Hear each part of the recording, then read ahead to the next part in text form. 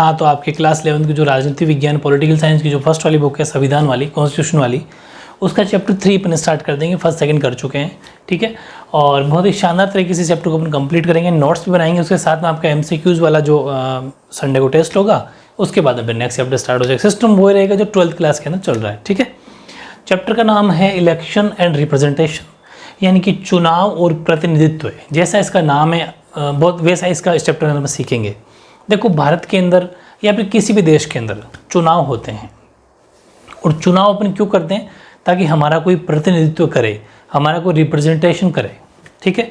जैसे मैं एक सिंपल एग्जांपल लेता हूँ, क्रिकेट का मैच होता है, ठीक है, और क्रिकेट के मैच के अंदर एक एम्पायर होता है, ये आप सबको पता है, ठीक है।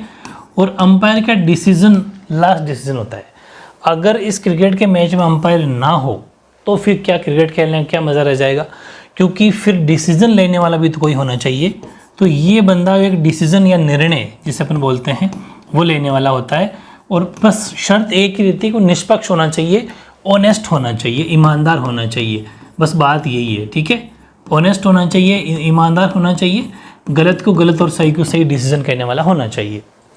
सेम टू सेम हमारे भी ऐसा होता है। चुनाव क्यों करवाए जाते हैं और उसका वो प्रतिनिधित्व क्यों होता है कि चुनाव में भी ऐसा ही होता है कि हमारे यहाँ इंडिया के अंदर मैं बात करूँ तो हमारे यहाँ पर 2 तरह के चुनाव होते हैं, ठीक है। आप सबको पता है, एक प्रत्यक्ष चुनाव, ठीक है, एक तो होता है प्रत्यक्ष चुनाव जिसको इंग्लिश में बोला जाता है डायरेक्ट इलेक्शन, ठीक है, डायरेक्ट। एक होता है अप्रत्यक्ष यानी कि इनडायरेक्ट। 2 मेथड हमारे यहाँ पर है और मैंने आपको ये बहुत अच्छे से बता भी रखा है। डायरेक्ट और इनडायरेक्ट का मतलब ये है, डायरेक्ट के अंदर तो क्या होता है जिसमें जनता खुद डायरेक्ट वोट करती है। जैसे कि आपके क्षेत्र में आपने देखा होगा सरपंच, बिल्कुल नीचे से मैं स्टार्ट करूँ, सरपंच या फिर वार्ड पंच मान लो, सरपंच मान लो, उसके बाद में प्रधान हो गया, MLA हो गया, इन सब को जनता डायरेक्ट वोट करती है, ठीक है। जैसे कि हम हमारे MLA को वोट करते हैं, मेंबर ऑफ लेजिस्लेटिव असेंबली, जो विधानसभा के जिसको अपन हिंदी में बोलते हैं विधायक, ठीक है। इस विधायक महोदय को हम डायरेक्ट जनता वोट करती है, ठीक है। फिर ये विधायक जीत के जाता है विधानसभा में, वो चीज़ है। अब क्या होगा, और यही चुनाव अगर राष्ट्रपति जी का हो, पूरी बात को समझना, प्रेसिडेंट, ठीक है, अगर हमें हमारे भारत के प्रेसिडेंट को वोट देना है तो वो होगा इनडायरेक्ट। हम प्रेसिडेंट को डायरेक्ट वोट नहीं करते, हम हमारे, क्योंकि प्रेसिडेंट को वोट कौन करता है? राष्ट्रपति जी को वोट करते हैं MLA MLA और MP, मतलब जिसको अपन हिंदी में बोलते हैं मेंबर ऑफ पार्लियामेंट, मतलब सांसद मेंबर ऑफ पार्लियामेंट, ये होते हैं सांसद। MP मेंबर ऑफ पार्लियामेंट और ये होते हैं मेंबर ऑफ लेजिस्लेटिव असेंबली यानी विधानसभा के सदस्य।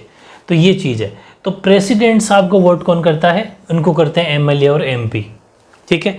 अब ये MLA को जनता ही चुन के भेजती है, फिर वो हमारा, ये हो गया हमारा एक रिप्रेजेंटेटिव हो गया, हमारा प्रतिनिधित्व हो गया। हमने इसको कहा कि ठीक है, हमने अपने इसको अपनी पसंद चुना है और ये हमें जो वो वोट होगा वो राष्ट्रपति जी को दे देगा। और वही वैसा है प्राइम मिनिस्टर के साथ में होता है। अपन इनको डायरेक्ट वोट नहीं करते, हम हमारे एक रिप्रेजेंटेटिव किसी को भेजते हैं, वो होता है अप्रत्यक्ष, इनडायरेक्ट। ये 2 चीज़ आपको समझ में आ गई होगी, जो मैंने पहले भी आपको बहुत बार बता रखी है, ठीक है, सिंपल है। और अपन इस चैप्टर में क्या पढ़ने वाले वो भी देख लो। इस चैप्टर के अंदर अपन 2 बातें और पढ़ेंगे कि हमारे यहाँ पर जो इंडिया के अंदर जो सिस्टम है वो है सर्वाधिक, जिसको ज़्यादा वोट मिले, सर्वाधिक वोट वाला विजयी, ठीक है, वो जीतता है। ये बात भी आपको समझ में आ जानी चाहिए, जिसको ज़्यादा वोट मिले, है ना, जो या फिर जो आगे हैं वो जीतेगा, ठीक है। यानी कि इसको बोला जाता है फर्स्ट पास्ट दी पोस्ट, शॉर्ट में बोलते हैं FPTP। ध्यान रखना, वेरी इंपॉर्टेंट है ये बात है कि जिसको ज़्यादा वोट मिले या फिर जो सबसे आगे हैं वो जीतेगा। इंडिया में यही सिस्टम है। बहुत ईजी से समझना, बहुत ज़्यादा इंपॉर्टेंट चीज़ लिखी है मैंने, ये इसके बारे में आगे लिखाऊंगा अभी आपको। अब ये समझना है कि ये मैंने क्या लिखा है एक्चुअल में। देखो क्या है कि मैं एक एग्जाम्पल के तौर पे समझाता हूँ आपको, जो आपकी क्या बुक का एग्जाम्पल है। 1984 की बात लिख रहा हूँ मैं।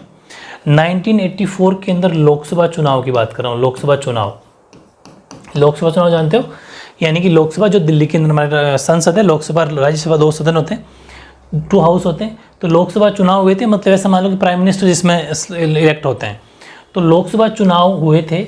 लोकसभा चुनाव के अंदर 543 सीटें उस टाइम पर थी और 543 सीटों में से कांग्रेस पार्टी को, क्योंकि उस टाइम बड़ी पार्टी कौन सी थी, कांग्रेस पार्टी को मिली थी 514 सीटें।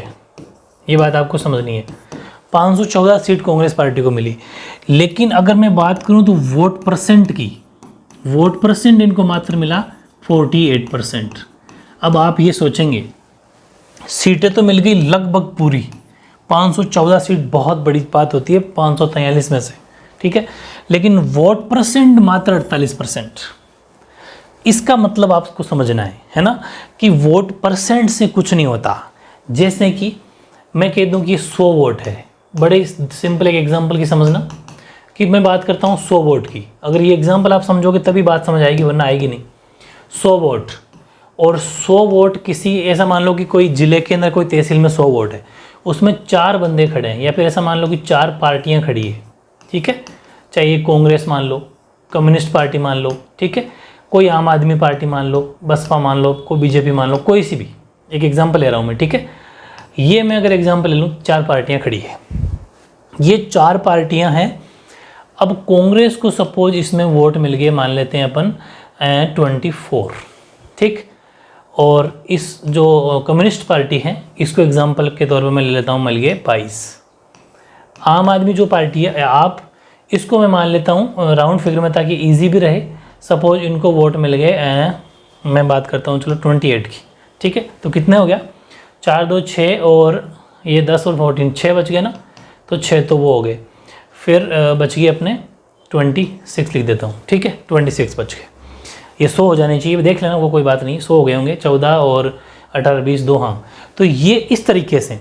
अब बताओ जीता कौन, जीता कौन, जीता 28 वाला ये, मतलब 100% मान के चलो, 100 वोट की जगह 100% मान लो आप। बहुत तगड़ा एग्जाम्पल है, ध्यान से दिमाग फिट करना।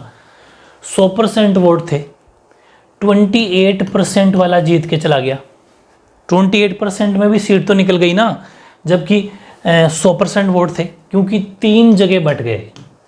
3 जगह बटने की वजह से सीट तो मिल गई, लेकिन मात्र 28% वोट से भी जीत हो गई। इसी वजह से वोट परसेंट कम हो जाता है लेकिन सीटें बढ़ जाती है। ये कारण है ज़्यादा पार्टियों का होना, समझ गए, ज़्यादा लोगों का खड़ा होना। अगर 2 ही बंदे खड़े होते तो 50% +1 वाला जीता। अगर 2 ही बंदे खड़े होते तो जितने वोट पड़ते उसका 50% +1 आते ही जीत जाता। सपोज 5000 वोट है तो कौन जीता, आधे कितने होते हैं, 2500, उसके ऊपर 1 लिया, जीत गया। तो ये चीज़ है, लेकिन कब, जब बंदे कितने हो, मात्र 2 ही जने खड़े हो। इसलिए वोट परसेंट वाली बात दिमाग में फिट रखना। वोट परसेंट कम हो सकता है, उसका कारण मैंने आपको बता दिया, लेकिन सीटें ज़्यादा आई थी, क्योंकि हमारे ये सिस्टम क्या है, फर्स्ट पास्ट दी पोस्ट, सर्वाधिक वोट वाला विजयी होता है। ये इंडिया के अंदर सिस्टम है। अब अपन इस चैप्टर के अंदर क्या क्या चीज़ें हैं उसका शानदार तरीके से नोट्स बनाएंगे। प्रॉपर तरीके से आपको नोट्स को लिखना है और फुल मार्क्स आपके अब आने वाले हैं, ठीक है। बात करता हूँ मैं नेक्स्ट की। देखो, प्रत्यक्ष लोकतंत्र हेडिंग लगाएंगे आप, प्रत्यक्ष लोकतंत्र यानी कि डायरेक्ट डेमोक्रेसी, ठीक है। डायरेक्ट डेमोक्रेसी की बात करेंगे अपन, कि लोकतंत्र का वह रूप जिसमें नागरिक रोजमर्रा के फैसलों और सरकार चलाने में सीधे भाग लेते हैं, सीधे, प्रत्यक्ष लोकतंत्र कहते हैं। Direct democracy, direct democracy is one where the citizen directly participate in the day to day decision making and the running of the government. बिल्कुल ईजी है, एग्जाम आएगा तो पूरे 2 में से 2 नंबर मिल जाएंगे। एग्जाम में आ जाए अप्रत्यक्ष लोकतंत्र, लोकतंत्र का वह रूप जिसमें देश के शासन और प्रशासन को चलाने के लिए जनता अपने प्रतिनिधियों को भेजती है। जैसा मैंने कहा ना, अपन एमएलए या एमपी को जिता के भेजते हैं, वो हमारे वहाँ पर जाकर राष्ट्रपति को यानी प्राइम मिनिस्टर को या फिर प्रेसिडेंट को वोट देते हैं, ठीक है। तो इनडायरेक्ट की डेफिनेशन क्या हो जाएगी, the form of democracy in which the people elect their representatives for the government and administration of the country is called indirect. बहुत आसान है, ये था आपका इसकी छोटी डेफिनेशन दोनों की। नेक्स्ट की मैं बात करूं तो एग्जाम में क्वेश्चन आएगा जो मैंने अभी आपको बताया भी है, कि भारत में सर्वाधिक वोट से जीत प्रणाली को क्यों अपनाया गया है, मेन कारण बताओ। तो भारत में सर्वाधिक इसलिए अपनाया गया है कि ये प्रणाली अत्यधिक सरल तथा लोकप्रिय है इंडिया में। पहला कारण तो ये है। पूछेगा कि in India had adopted first past the post system of election. Reason क्या है उसका, वाई? तो पहला कारण है कि this system is very simple and popular. Second, ऐसे ही आपको पॉइंट बना के आंसर लिखना है। चुनाव के समय मतदाताओं के पास में स्पष्ट ये ऑप्शन होता है, विकल्प होता है कि वह प्रत्याशी को मत दें या फिर दल को।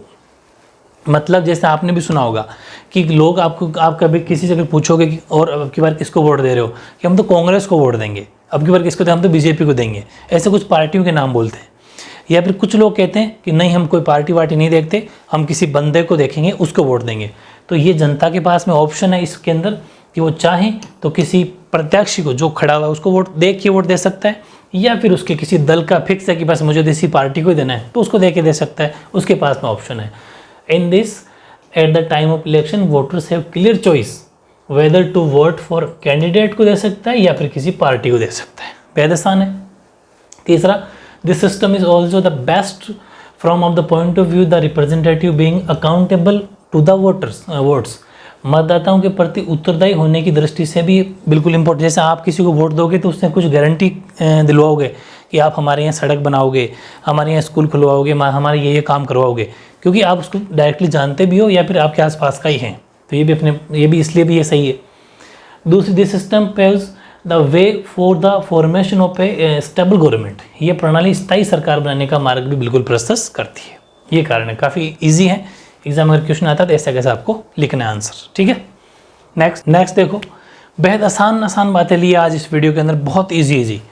आरक्षित निर्वाचन क्षेत्रों की व्यवस्था, ये चीज़ मैं आपको बता दूं, आपने कहीं सुना होगा कि इस बार तो एसटी की सीट है, इस बार तो एसटी की या एससी की सीट है, इस बार ओबीसी की सीट है, इस बार जनरल महिला की सीट है।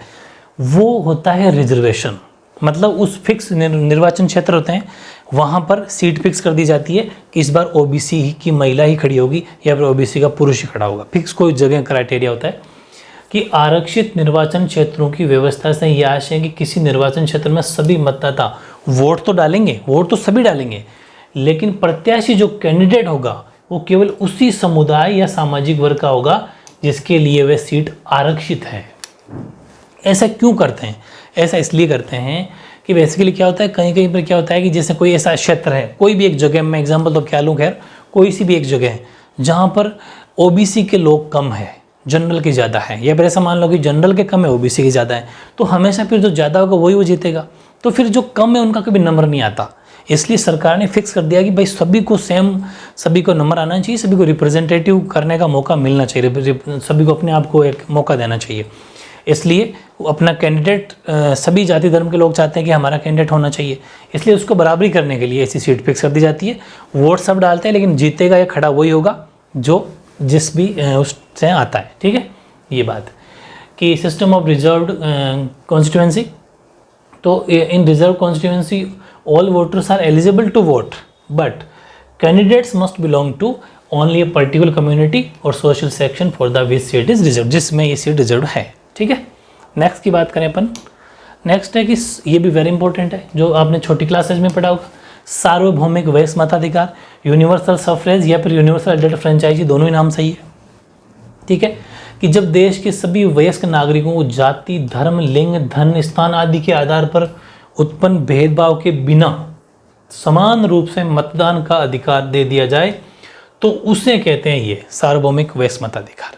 ऐसा नहीं कि भाई तो इस जाति से हैं, इस धर्म से हैं, या फिर आपके पास आप गरीब हैं, कोई ऐसा कोई डिस्क्रिमिनेशन ना किया जाए और उसको हक हो कि आपको बिल्कुल, आप कोई सी भी जाति धर्म किसी के भी हो, बस आपकी उम्र अगर 18 प्लस है तो आप वोट कर सकते हो। एग्जाम्पल लिख सकते हो, इंग्लैंड, भारत और अमेरिका के अंदर ये सिस्टम है।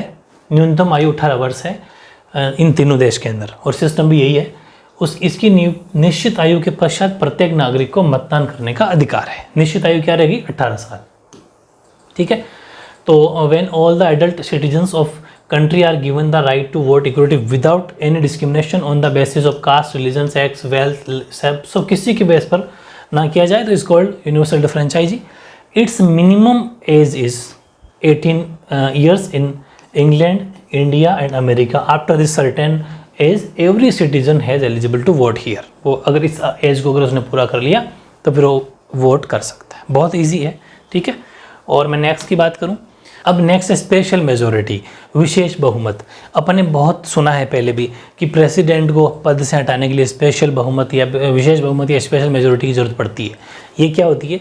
ये होती है 2/3। लेकिन 2/3 भी कैसी, ये बड़े ध्यान से समझना कि विशेष बहुमत का जो आशय वो ये है कि सदन में उपस्थित, पहली बात तो प्रेजेंट कितने हैं, वैसे 543 है, मान लेते हैं उसमें से जो प्रेजेंट है वो सपोज 500 है, उसका 2/3 2/3, और मतदान कितने ने करा कि राष्ट्रपति जी को हटाने के लिए एग्री कौन कौन है, प्लस ठीक है उन सदस्यों का उनका भी 2/3 जो बहुमत होता है, 2/3 बहुमत तथा सदन की कुल सदस्य संख्या के साधारण बहुमत। सदन की सपोज से वो है 543 और इसका साधारण मतलब 1/4, ठीक है, साधारण बहुमत से हो तो उसे विशेष बहुमत कहा जाता है इन सब नंबरों का। तो मेनली आपको याद इतना सा रखना है, 2/3 वो विशेष बहुमत होता है, ठीक है। तो special majority means 2/3 majority of those present and voting, दोनों का, and simple majority of the total membership of the house. Easy है, ये याद रखना। नेक्स्ट, ये कुछ क्वेश्चन थे जो आपकी बुक में सीधे सीधे लिखे हुए हैं कि क्या बिना चुनाव के लोकतंत्र कायम रह सकता है? अगर चुनाव नहीं करे तो हमारे देश में क्या डेमोक्रेसी रह सकती है? तो आप सीधा कहेंगे कि नहीं, बिना चुनाव के लोकतंत्र कायम नहीं रह सकता, क्योंकि वर्तमान में जो भी ऐसी स्थिति बनी हुई है कि वर्तमान लोकतंत्र का पूरा जो स्ट्रक्चर है, जो स्वरूप है, वो बना हुआ एक प्रतिनिधित्वात्मक है। ये देखो, आप चाहो तो आधा लिख देना, ठीक है, ऐसे है वो आधा दे हो जाएगा। ये प्रतिनिधित्वात्मक लोकतंत्र है जो जनता द्वारा निर्वाचित प्रतिनिधियों के द्वारा ही संचालित होता है। मतलब क्या है इसका, समझे आप? हमारे इंडिया के अंदर लोकतंत्र बिना चुनाव के लोकतंत्र नहीं रह सकता, क्योंकि हमने संविधान में हमारे इसको जो लोकतंत्र है, डेमोक्रेसी को सिस्टम ये कह दिया कि प्रतिनिधित्वात्मक, मतलब हमने इसको बना दिया डेमोक्रेसी इज रिप्रेजेंटेटिव डेमोक्रेसी हमारी, कि हमारे यहाँ चुनाव होगा, जनता किसी एक को चुनेगी और वो आगे फैसले करेगा। तो हमने जब रिप्रेजेंटेटिव डेमोक्रेसी बना दी तो यहाँ तो फिर चुनाव जरूरत पड़ेगी।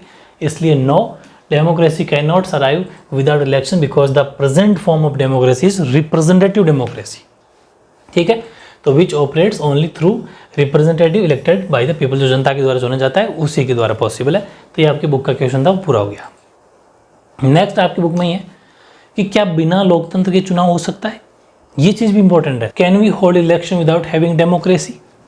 ये कुछ हो सकता है, क्योंकि खूब सारी कंट्री ऐसी हैं जहाँ पर बिना लोकतंत्र के भी चुनाव होते हैं। जैसे कि बिना लोकतंत्र के, हालांकि निष्पक्ष तो नहीं हो सकता, उतना अच्छा तो नहीं है, लेकिन हाँ है कि हालांकि बिना लोकतंत्र के निष्पक्ष व स्वतंत्र चुनाव तो नहीं हो सकता, लेकिन बहुत सारे गैर लोकतांत्रिक देश जो हैं जहाँ पर भी डेमोक्रेसी है ही नहीं, उन देशों में भी चुनाव होते तो है ही ना।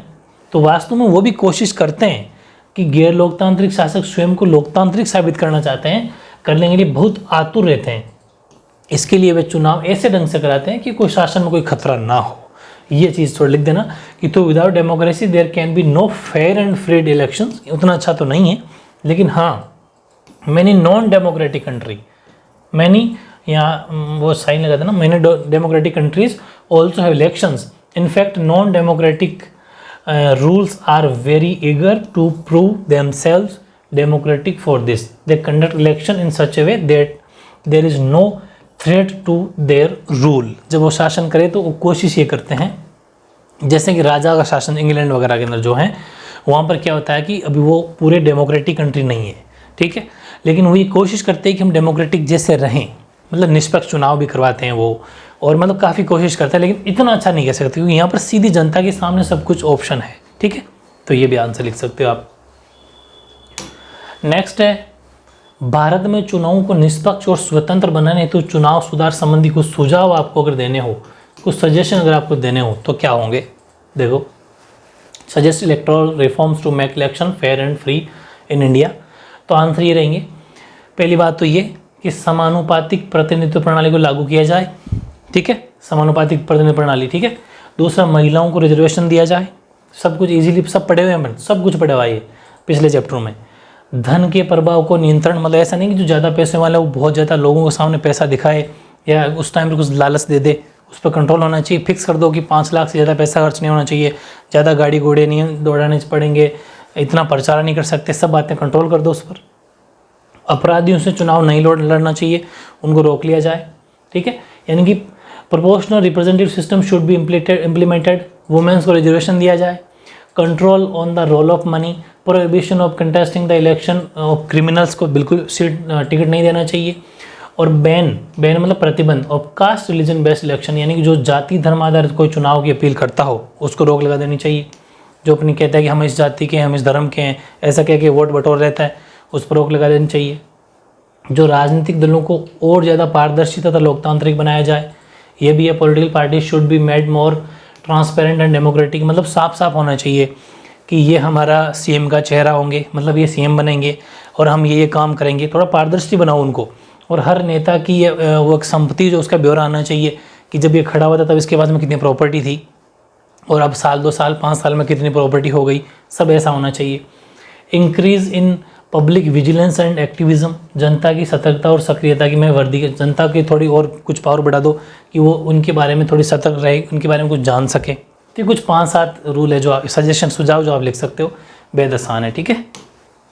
और फिर है समानुपातिक प्रतिनिधित्व प्रणाली, जो भी मैंने आपको बताया था फर्स्ट पॉइंट, वो फिर लिख दिया मैंने इसमें। प्रोपोर्शनल रिप्रेजेंटेशन सिस्टम, ये क्या होता है कि जिस व्यवस्था में प्रत्येक पार्टी चुनाव से पहले अपने प्रत्याशियों की एक प्राथमिकता सूची जारी कर देती है कि ये हमारे लोग होंगे, इतने हमारे एमएलए होंगे जो जिनको हम टिकट दे रहे हैं, ये इनकी काबिलियत है, मतलब स्टडी है, या फिर जो पढ़े लिखे हैं, या फिर इनके ऊपर कोई क्रिमिनल केस वगैरह नहीं है, ये सब उनकी प्रॉपर्टी वगैरह सब वो, और अपने उतने ही प्रत्याशियों को उस प्राथमिकता सूची से चुन लेती है जितनी सीटों का कोटा उसके मतगणना के बाद प्राप्त वोटों के अनुपात के हिसाब से दिया जाता है, ठीक है। चुनावों की इस व्यवस्था को कहा जाता है electoral system, in which each party, her party के पास में ऑप्शन होता है, सबको देना पड़ता है, ठीक है। Issues a priority list of its candidates before the elections and fills its quota of seats by picking those many of its nominees from a preference list that has been declared before the election. This system is called, देखो ये जो system है, जैसे कि ऐसा मान लो कि राजस्थान का एग्जाम्पल लूँ, 200 एमएलए सीट है, तो 200 एमएलए सीट के अंदर कांग्रेस हो चाहे बीजेपी हो, दोनों अपना, और भी कोई पार्टियां, जितनी भी पार्टियां होती है वो सब अपने 200 सीट्स के अंदर डिवाइडेशन हो जाती है कि हम इतनी सीटों के अंदर मतलब हम कोई ऐसा कह देता है कि हम 190 सीट पर लड़ेंगे, 10 सीटें किसी दूसरी पार्टी से कोलिशन कर लेती है, गठबंधन बना लेती है, तो गठबंधन भी कर सकता है कि 190 पे तो हम खड़े होंगे, हमारे कैंडिडेट खड़े होंगे, और 10 हम हमारी कोई दूसरी पार्टी है जो हमारा समर्थन करेगी, सपोर्ट करेगी, हम उनके लिए 10 सीट छोड़ेंगे, तो छोड़ सकता है, ये उनके पास में ऑप्शन है, उससे हम बोलते हैं, ठीक है। तो बहुत ही आसान सा चैप्टर है, आज इस चैप्टर को हम शुरू कर चुके हैं, एक पार्ट और बनेगा, उसके बाद में कंप्लीट हो जाएगा। इन नोट्स को अच्छे से आपको याद करना है, उसके बाहर कुछ नहीं जाना, ठीक है, ओके।